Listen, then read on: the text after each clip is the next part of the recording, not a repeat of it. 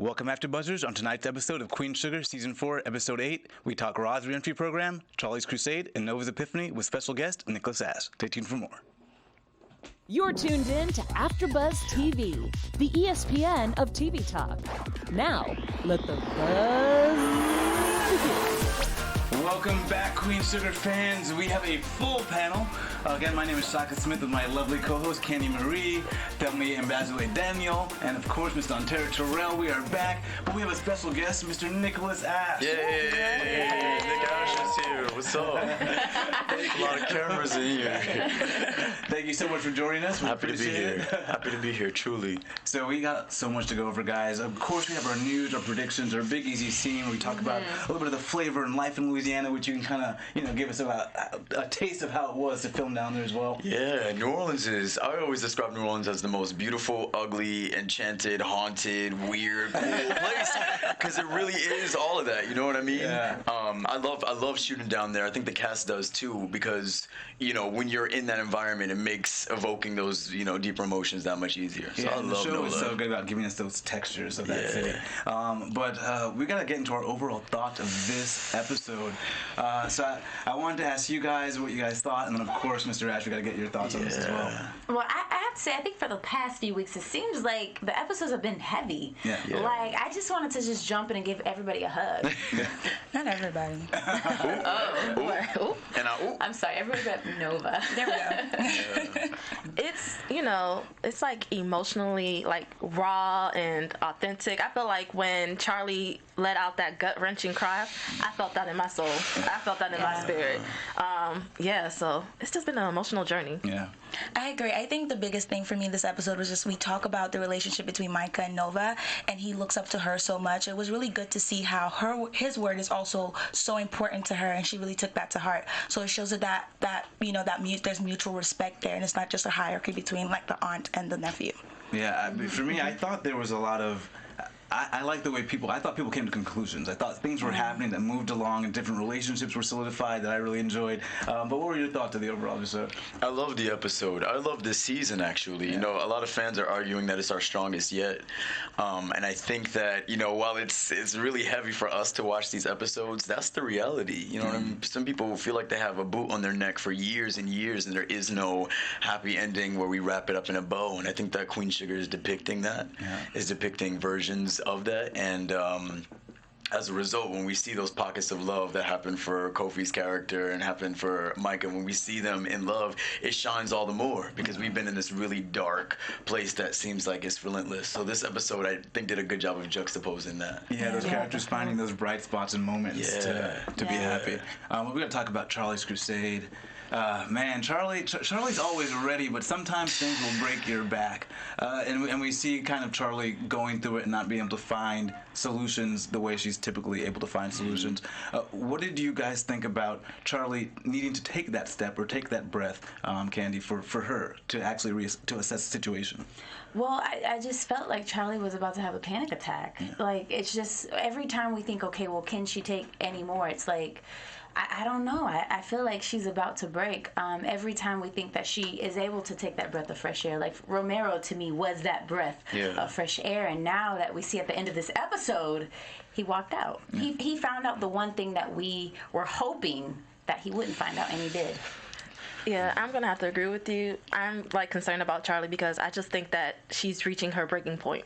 It's here. Yeah. It has arrived. Right. She's not reaching. She has reached it. Yeah, it's here. And I think when I think of Charley, I think of what Nova said when she said, I've been upset before, but I've always treated them like family. I think sometimes when we're in that space where everything is really crashing down, your one lifeline will always be your family. You have one sister, and I think that this is going to open the door for that relationship to be mended, because that usually takes a lot of trauma on both ends to really see the light and understand how everything else doesn't matter when it comes to family. So I think that this is going to open the door to their relationship being mended. I would be thoroughly surprised. I'm thoroughly surprised. Yeah. I'm sorry. I don't want to root for that. I don't, and I don't feel like she's earned that right. I don't think she's earned it, and I'm just saying that's what it's seeming like to me. Well, I mean, from your perspective as the son, Charley does take on a lot on her own. and she's in the situation, I guess, with Micah where they're kind of working on their relationship. How do you think that is affecting Charley? Does she have Micah's support when she needs it at this time right now? No, finally. Yeah. I think that she actually has Micah's support now that he knows so much from the book, that everything has kind of been uncovered. It kind of gives an answer to why, you know, that moment was weird, or it just puts language to a lot of things. It puts a lot of things in context, you know? And I think that the reason that Charley's doing so much is, as a black mother in America, like, you would do so much to not let your children see that struggle. Yeah. You know, I mean, she's still, even though Micah's like grown, he's grown as heck now, like, she's still trying to create this experience of life for him that he can really fulfill his purpose, whatever that may be. And I think that at the end of the day, it is for her family. Yeah. She does have to make sacrifices and make difficult decisions, but I think that Charley will see this through and maybe will come out unscathed. As a Virgo, I think that she. I'm convinced Charley's a Virgo. Like, I can't agree more. Yeah, like if there's not a way, that's just, you got to just find a way to get that to a yes. It's just, you know. Right. Yeah. You know what I would like to see is really like to see Micah at this point, because we see her at that place of, wow, she really might just break. Yeah. For you to really come in and be her protector, because for so long we've seen her be that for you and so many other people. Mm-hmm. So do you think that that's something that we can expect from your character in the next episode or next episodes? I think definitely. I mean, I see the little facial hair thing happening. Like, he's definitely stepping into like a manhood and an adulthood that he wants to be proud of, and I think a lot of that is rooted in protection of family, protection of the women in his life. So I think we definitely will see that in the rest of the season, and until season 13 when Oprah gets bored with us. You know what I mean? Like, so one of the great scenes I thought Charley had was with the Landrys, with Miss Boudreaux, and that conversation. Now, for you guys, Dante, as females, there was that conversation about sisterhood and how that was almost used as a way to create a false narrative between the two. Have you experienced that? Did that resonate with you?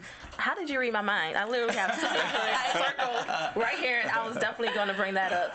You know, I feel like a lot of times people use the word sisterhood loosely, and I feel like that was a specific instance. Like you said, creating that false narrative, that false sense of empowerment, like we have each other's back. But I feel like sisterhood is both a good and bad thing. Not bad. It's just, I guess, in terms of how you present it. And in this case, obviously, she was using it for manipulative tactics and, you know, for her own selfish good. Yeah. So. I just think that, you know, again, even in the midst of everything that's going on, Charley is still able to connect to herself and be able to reflect on things that are going on. And I think that was a revelation for her, especially when she hit her back with the same way you used it, because that's the truth. There wasn't any true sisterhood there, but you were going to weaponize that and use that as a tool to navigate, to play your tactics, which is fine. We understand the intent, but I feel like within that was almost one of the reasons that she kind of was taken aback, because it was true. So there were a lot of things that I feel like Charley continues to navigate through, and I feel like she's definitely going to come out unscathed, but I feel like this is so important for her to understand the how of how you got here, so you can then face it and move on. And you know, I think you made a really good point. You mentioned tactics. I think that one of the things that was said, keep your friends close and your enemies closer. And that, like, let's be real, Charley, what we love about her character so much are the tactics that she has used to get what she's wanted this entire, 4 episodes? I'm sorry, 4 seasons, Lord. My mind's all over the place. So I think it's that moment when we saw them going toe to toe, and she, whatever her name is, because she doesn't matter, when she took the mask off and she said what she said, mask off completely. That was a moment, because I don't think any other female character, especially, has been able to really like go toe to toe with Charley in that way. So that was really interesting to see. And you know what? When you said she took the mask off, when she said, "No one owns me, I'm not a slave," and Charley said, and I am. I said, "Oh, okay." That mask came all the way off. All the way. Even when she said that the men in her family have been diluting their bloodline. Now we know who she really is. Yeah. Yes. She's really the racist. In the family. But is this a revelation for anyone? Because I think she goes back into the deep. Her true colors are showing. But it was fine that with the first time we heard it out in the open, and it's like one of the things where we know it, but we want to hear it. You want to know it and like pin it down, and she finally admitted to it. And I think sometimes I think part of the reason we have these sort of discussions about race and everything's heated is because people just don't admit to it. We want to know where you are, where you stand, you know. And this is definitely a mask-off country, time frame that we're living in right now as well. Yeah, for good or for bad, Yeah, and just putting it in context, I just feel like, especially like being raised in the South, like it's just there's such an understanding of this in but not of, and I think there's always that undertone. There's so many undertones of that, so I feel like it's always been very clear, at least to me, and this was just like, okay, it didn't shock anyone, especially not Charley. I think if anything, Charley's facing herself in that moment and the truth of herself in that moment was what brought that out of her. Right. Yeah, the shaking in Ralph Angel's car. And then something was also said that we've heard from Nova as well when she mentioned about her being a mulatto woman that wants to be white. Yeah. Oh, let's run that back. Yeah. That's something that we've heard before. Now, do we agree with that? Charley, It's the second time we've heard that, y'all. Okay. How do y'all feel about that statement? I think that's something Charley's been dealing with for a while, but Charley has owned her blackness. I think she's decided to own it in her deeds. I think she said, I'm going to go down there, I'm going to fight for these people, and they're going to see it, and they're going to know it. And I think that's where she is right now. Is that your take on it? Definitely. Like when you said she wants to go and fight for these people, I think what shifted is that it went from fighting for these people. There's been a realization of like, I am these people. Exactly. You know what I mean? Which is so beautiful to see. And I think what you all are describing, first of all, I love that y'all know this show. I've done interviews and we walk in and they're like, so Queen Sugar, you know, Sugar's in the title. What's your favorite? Like literally, like y'all don't know what this thing is. You know, what's it like meeting Oprah? So I just love that we're like dissecting the complexities because it really is all of this. You know what I mean? No, we can't come to one decision about what Charley's going through. It is all of this. Can I just say we're the real deal, man. We're the real AfterBuzz. I love this show. Like, We're the real deal, it's guys. so important. It really is. And in fact, we hope you guys out there love the show and give us your comments and your stars. Of course, guys. Before we go on to the next topic, we just wanted to say thank you for making us the ESPN of TV Talk. You know what to do. Comment, like, subscribe, hit us on Spotify, iTunes, chat with us. We'll chat back. We love you. So stay connected and we'll continue. Yes. We appreciate all the love, guys. If you have questions in the chat for Micah, for Mr. Ash, we got you. Mr. Ash, who's that? That's my father. But let's move on. We got Ra's re-entry program. Man, it's like you can't win for trying. So, you know, here they are. He's really trying to do something and pay it forward, and he's risking, you know, he even back in the day earlier risked his own sort of parole to kind of make these steps to create this program. So what do you guys think about how Ra is having to deal with the setbacks? I'm just gonna say this. My girl Disha, she said it best. You gotta take it one day at a time. Now, let's be real. Nobody was surprised when he sat in that room full of people that weren't even his peers. And the moment that we saw those faces, we already knew what it was. Yeah. They didn't want to give him a chance. All those faces that are inside of the reentry program are black people as well. They don't want to see black people rise above where they came from and do better for themselves. That was no surprise, but it did hurt. It did hurt me to see Ralph Angel hurting. And for me, I'm still not actually sure which way they're going to come out on that board, but what showed me, I saw the lack of empathy. You know, Absolutely. Sometimes things can go in your favor because they look at the metrics of what they're looking at, but the lack of empathy, I thought, was what shocked me. So I don't know if they're going to look at it as a black-brown issue or so much as a numbers issue and not care about what happens to these people or their lives. I agree with that. I saw the reality of the law because that's exactly what it is. You can have all these dreams, but it's such an institution that you really, everything is an uphill battle no matter how much passion you put into it. So it's less about empathy and more about the realities and the logistics of things. And it's just like, how are you going to pay these people? They're like, we don't care what your intent is and who you care for and what you want to do. I don't want to necessarily say that it was with malice, but I just think that that's very much how the legal system is set up to run. Yeah.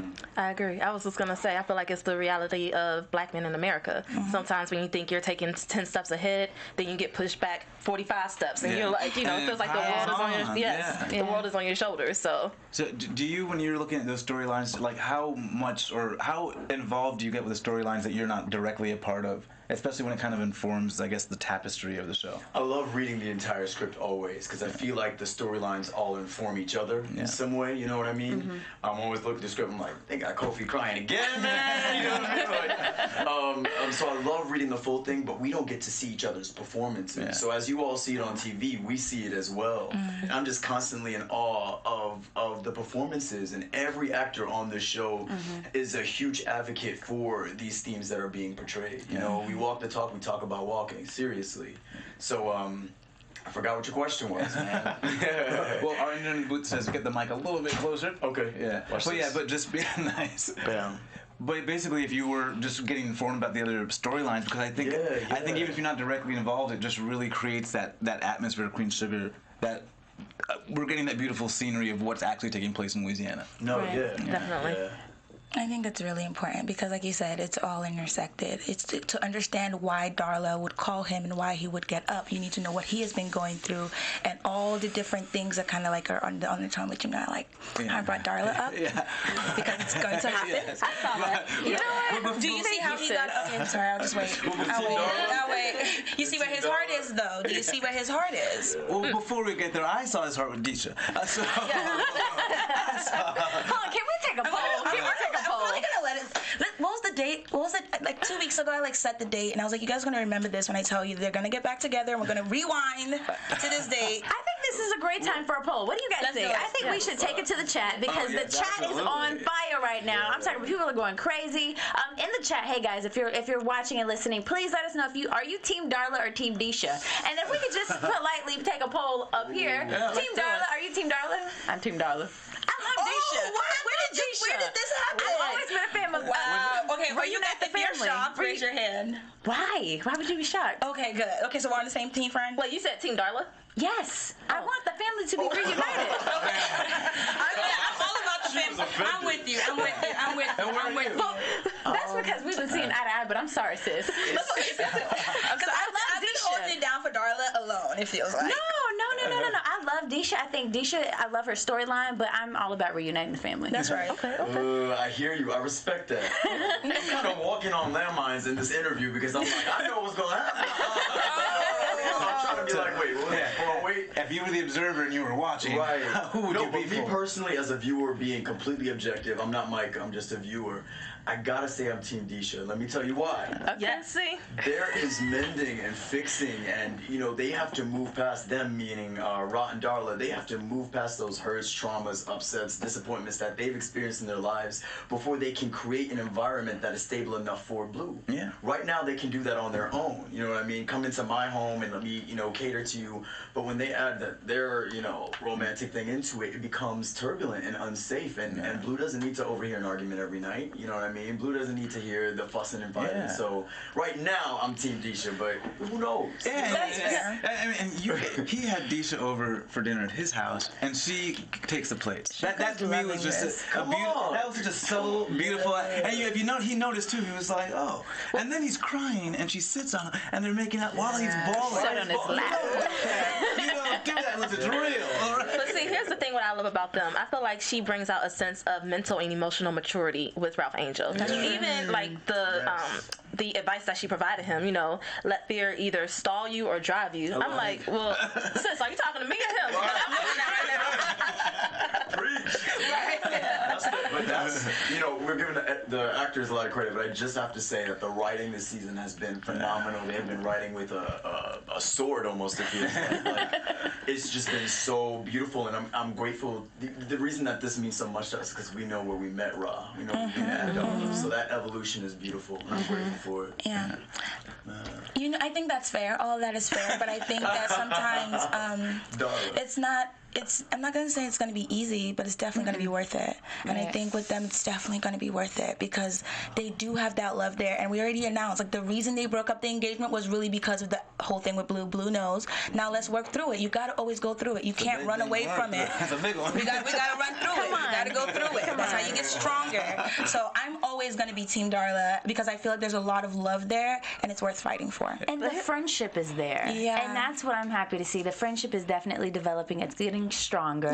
Well, So I want them to show that healthy co-parenting in the black family, though. That's important. That's important. That's fair. And without it's happening because we want to be together. Maybe it's happening because we really just care about our kid and want to make sure he's in an environment that's safe for him. And so I hope they kind of tease that out some more. But she's just like, I want No, that. this thing, I was like, because we're not getting that from Davis. Can I just say that in the chat, you guys want to know the results in the chat? Yes. Look at that. Deisha. They're like, Deisha. She's getting him on track. She's straightening his life out, and he like genuinely enjoys her. I was a little upset about how quick he got that phone when he saw Darla's name. Because at that point, you should be like, because you love who you love. And he got dressed. That's that soul tie. He literally like, he got dressed and he's gonna like hang out on the phone for a bit. But anyways. See, he's just growing with Deisha. Like, it's just a sense of growth with Deisha. And I feel like you said, they're going through it, or you have to go through it to get stronger. They've been going through it forever, and I think we need to just pause on the brakes. That doesn't mean we can't revisit it, but as of right now, that's fair. Crying in the kitchen. Yeah, exactly. Definitely like build the friendship up, building blocks, foundations, and then get back together. Right. But we also got to talk about Nova's epiphany. This was the first time I am ready for Nova's journey on the way back. For me, when I saw her finally say, I've lost my family, I was like, now we're ready to start. Now we can start the redemption story. That's how I felt finally getting that. And of course, I love that she got that kick in the butt from you, though, where you're like, wait a minute, have you not asked him about this? Yeah. Were you guys, especially Dante, were you so shocked that she has not asked Calvin at all this entire relationship, whether or not he's been part of brutality or seen it? You know what? I think she probably tried to turn a blind eye too. I mean, sometimes when you love hard, you have blinders on, and I think she's trying to take off the blinders. But with his response, do I think they're gonna stop dating or doing what they did? No, I don't think it's gonna change or affect her moving forward with him. That relationship was forged in privacy and secrecy. That's right. And it was like first episode, you see her outside the house and he got his wife and kids and he's running around. So there was a lot that she had to turn a blind eye to initially that she didn't pry. She was like, I'm grateful for this moment. It never got too deep, Right. Same with him. He never, she was such an activist. She had all these things going on. He never asked her about it. Right. He never wanted to know. And I feel like they even said that last episode, the passion was not the problem, is that we didn't have any real intimacy of mind. And I think that it's just unfortunate. It's not an epiphany. We knew. We could have suspected that. It's just that she should have asked. When Micah said that question to me, that kind of like, I never thought about it. And I'm saying, you're with a cop and you've never once asked him if he's ever and like, these are stories she's covering. It's not like she's in that space. She's at jail with Too Sweet, and so that to me was like the biggest hypocrisy. And the fact that it seemed like they were together now and they're going to stay together. But it's levels and levels of hypocrisy in this episode. I feel like it's the dangers of a single story. Even to see how Proctor checked her on like the ideas of what she thought of her father and how she saw that happening. And I feel like so many times we're seeing things from just Nova sees things from just her perspective. Yeah. And I think that that's just not okay. So I'm glad Aunt Vi is praying for her like a good auntie should. But I think that Nova has a lot of growing to do to kind of get back to a place of healing. Candy, do you think there was there like... I want to say, did they draw a distinction between Romero here and Nova, where Romero seemed to stick by his ideals, but Nova and Calvin aren't? That's an interesting question. I think that Nova is just an interesting person. Y'all know how I feel. I'm not Team Nova at all this season. I think that, I don't know, she's up in the air for me. I don't know. It's hard for me to really say. What do you guys think? What makes you not Team Nova? What makes me not? First of all, she's extremely selfish, in my opinion. I think that, and it just goes back to the book. That was very selfish for her to place those stories into that book, knowing that her family hadn't even dealt with those issues. She didn't even give them the opportunity to deal with it privately, and she put those things into the book. So for me, it's just like, I don't know. I turned off a long time ago about sympathizing for her or really caring about the things that really affect her, because like how dare you try and come back and be there for your family when you completely threw your family under the bus to begin with. And what makes Micah fine with it? Because Micah, from the jump, never seemed to be really upset about the book. At all. What do you think make Micah fine with that book? He's been living in this bubble, y'all. You know what I mean? His parents tried to cultivate this perfect experience. He didn't have to reconcile with what it meant to be black, what it meant meant. You know what I mean? So in searching for truth and searching for his identity and stuff, this was like the Bible to his life. You know what I mean? This explained why we moved to Louisiana and what this dynamic is and why this has always been a little bit weird and why grandma was never around. You know what I mean? Yeah. So I mean, just imagine that. You know what I mean? Having that information when your ears have kind of, you know what I mean? He's had like headphones on his whole life while there was craziness and nonsense going on in the background. So we don't think she put in the book the scene where she covers him up and he you know, at the police station he'd feed himself and she covers him up. See, she left that out, okay? Yeah, You need to leave that out. Why protect Micah in that way? What is your intent? No, but even if, you know, I wish it was like a real book, though. Yeah. It's all about truth. That should be like some Right. sweet merch. But guess what? Even if they did, even if she put that part in it, I think Micah would be big enough. You know what I mean? And I'm not equating his plight to Darla's plight. That is something different. I agree that was selfish to put things that hadn't yet been dealt with by those people. But if Micah's situation had been put into that novel, I think he would acknowledge that this is a story that deserves to be told. I think that supersedes any sort of like embarrassment or like, now my friends aren't going to think I'm cool. That's the reality of the situation. Because that was the basis of the other stories, because she thought that those stories needed to be told, but why not this one? Because that's a very powerful story. Such an important story. Exactly. Exactly. Why didn't she tell that story? In that paradigm, it was more important than half the story. Then half the stories that you even told. The conjecture about your own father committing murder, you know, you'll throw that in there. And I was so happy Prosper set her But to straight. jump into conclusions about that, and I'm so like, you cannot heal from anything you don't address, absolutely. But you also can't make decisions for people's level of maturity and readiness to heal. You should have brought that to them first, and this is what I'm doing with it.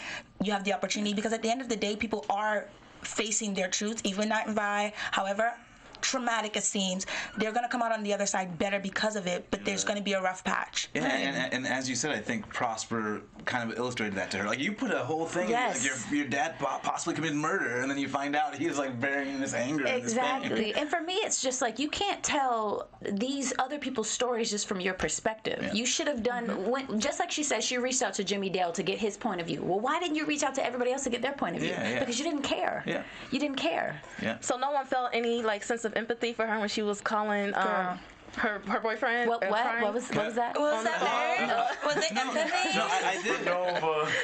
I didn't feel a sense of empathy for that. Was the one moment where she said, "I really feel I've lost him." I wanted her to understand and feel that, like, you cost yourself your family. Hopefully, we'll get him back, but you need to know that in that moment that you've lost them. Since you threw your family away, you didn't lose them. You threw them away. Well, see, here's the thing. I did feel a sense of empathy. However, I'm like, well, I mean, now it's on your terms. Now you see, you know, all the dynamics, or now you're facing reality. But you should have saw that months ago when you even got the idea in your head. Oh, I'm just going to talk about Darla, and I'm going to put this in there and put that in there. The effects and devastation that it was going to lead, and the fallout, you know? I'm Team Justice for Nova, so let me just say one thing. Y'all can disagree with me. Y'all can create a "we don't like Nova" Facebook page. It's not even that, but yes. We are, as very articulate people, we are championing things like mental health and inner fitness even.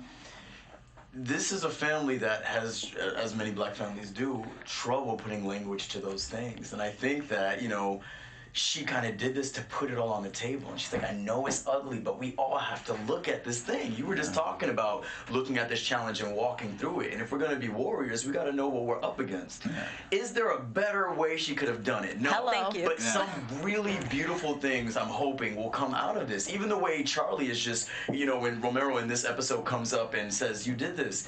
She's like, that's the reality. Lauren Hill, that's the reality. You know what I mean? Whereas in previous seasons, she'd be like, no, but you don't understand. I was trying. She just looks at him and says, that's what it is. And I think everybody is looking at themselves in the mirror and being like, this is what it is. And it's so great that you said that, because we actually had this conversation in our last episode, and we took it back to our news segment where Ava was saying that she created this conversation so that, especially in the black community, what happens in this house stays in this house, so that we can talk about the skeletons that aren't typically discussed. I get that, but there's still a way to do that. I think that putting it into a book for the world to see is not how to do it. Maybe you talk about it at a family barbecue. You know what I'm saying? Maybe you talk about it, I don't know, but on a public scale, that is not how you do it, because she left it open for other people to be able to come in and give their opinion and their insight, which in turn is very criticizing and also makes them deal with it in a way that's ugly. Yeah.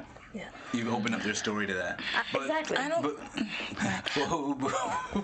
I just know, to your point, I just feel like you can try to have those conversations with older people, especially people, and they'll tell you to your face, I'm too old to change. Just like that. I've heard that told to me straight up to my face as that word. You know, so, and I think that it's in the Black community, but it's also in the Asian community. It's also in so many other communities. So I think it's something that can resonate across board and across nationalities and ethnicities. Absolutely. Agreed. It's a human issue. For Absolutely. Sure. That's why people love Queen Sugar. You know, it happens to be about a Black family, but there's so many universal tropes and dynamics that people can identify with. Definitely. And before we move on to our special segment, we got to just say, like, Aunt Vi is back, right? Aunt Vi is back. She was giving advice, and I was like, oh, she's back. It's so funny, y'all, like we don't know if we like Nova, we Team Disha, Team Darla, but everybody's like, I love you, baby. Yes. Man, Bye. I can't wait to find out the secret, because something went down. But before we get there, let's get You cashed in a favor? I said, what favor are you cashing in at, Vi? Yes. And it got to be something big, because there was times you should have cashed in a favor And I mean, earlier. it was simple. Yeah. I'm cashing in a favor. Now he's showing up at... And he said, I want to try. And she said, oh, no. You're going to try. It was a Godfather moment. Yeah, this was good. Okay, I want the secret. But anyway. I want the secret. But we do have a little bit of news. So let's get to our special segment. AfterBuzz TV News.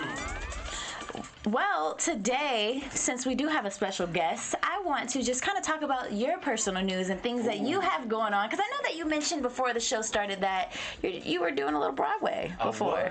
I was working on a show called Choir Boy. It was written by Terrell McCraney, who actually has a new show coming to OWN called David Makes Man. So good. So after next week's Queen Sugar episode, you'll get to see the full David Makes Man experience. But about the Broadway thing, it was beautiful. I'm so fiercely committed to advocating for people who look and love like me. I'm able to do that on Queen Sugar and Choir Boy all the more. It uprooted a history of Negro spirituals and put them in this 2019 boarding school, and it was epic. It was Wow. really epic. Okay. Let's dig a little deeper, because this sounds good. So, are we going to hear any singing from you? Yeah, there was some vocals on the So you track. got okay. Let me find out you got a voice. Yeah, I come from singing. My first gig was Lion King on Broadway. Wow. A decade ago now. How old am I now? Yeah, that was the first gig, and I've been meaning to make my way back to music, and that felt like synergy, realizing that project. All right, so can we sing any more Broadway in the future? Oh, good. Is this a thing? Yeah, it would have to be right. I don't think you'll catch me in tights, doing Frozen on Broadway. But if it's something that feels important, that has some of the conversations that we've been, soliciting in this conversation, I would love to. Will we get them on Queen Sugar? We get some singing on Queen Sugar. Talk to out of my hands. Writers, let's get in this writers' room. Micah just starts becoming a rapper, SoundCloud rapper. Yeah, let's utilize the skills. You got something to say. Yeah. Nice. And we got another segment, the Big Easy Scene, where we get a little flavor of New Orleans life. Yes. Are y'all ready for this? Yeah. Because today we're going to talk about a few things that you probably didn't know. Oh, you feeling this? I'm feeling it. I got transition music. I love it. We're going to talk about a few things that you probably didn't know about New Orleans. So the first being, despite what people think, New Orleans Bourbon Street was not named after the whiskey. It was actually named after the Bourbon dynasty of France. Did anyone know that? I did not know that. Well, let me just put the disclaimer out there. I love the city of New Orleans. Yeah. I tell them every episode I'm probably going to move there when I have my kids and get married in the future. So yes. And bourbon too. Yes. And then the next thing, spikes on many poles in the city used to be to protect the daughters of French aristocrats from unwanted suitors. But today they're helpful, but only to prevent Mardi Gras goers from climbing up the poles. Yes. Yes. I think they're called Romeo spikes. No? Yes. Look at you. Hey. New Orleans is one of the few U.S. cities that has been run under 3 different flags. Anybody know the different flags? Guess. Confederate. Y'all not too real, man.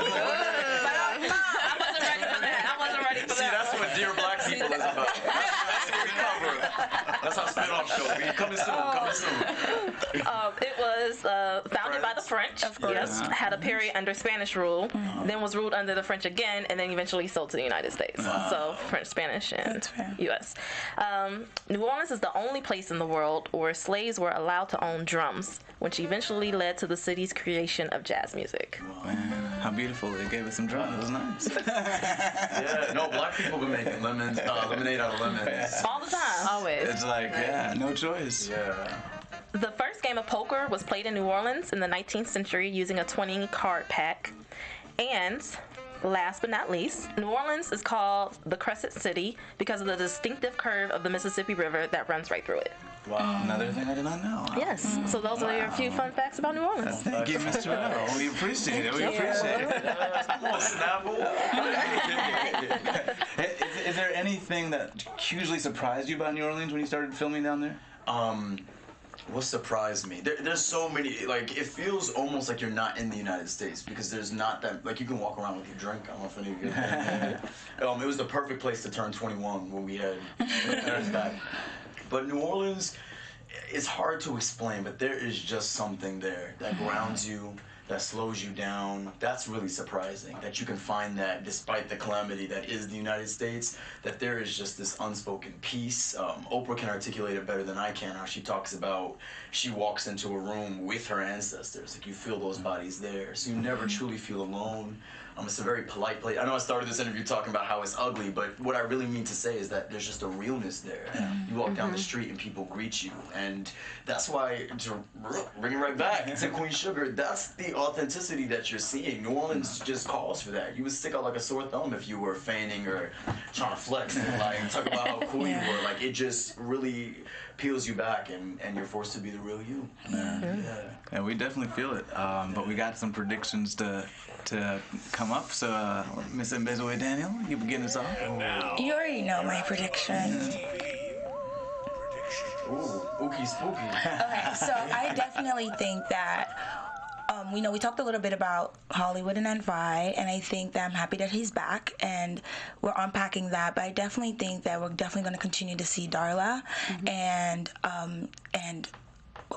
Ralph Angel work on their relationship, but also I really like what's going on between Kiki and Micah, and I really love the pause between that, so I really want to see that continue to occur. Well, that was mine too. Even though I'm Team Disha all day, every day. Darla's creeping back in there. She's getting back in that heart. So I just feel like with the history that they have together, I just see her and Ralph Angel reuniting. I'd like to talk about Micah and Kiki and these prom arrangements. Lovely. Is she writing? She definitely is. I just saw you hit that rated R. Like we saw the whole That's my prediction. Is Kiki writing?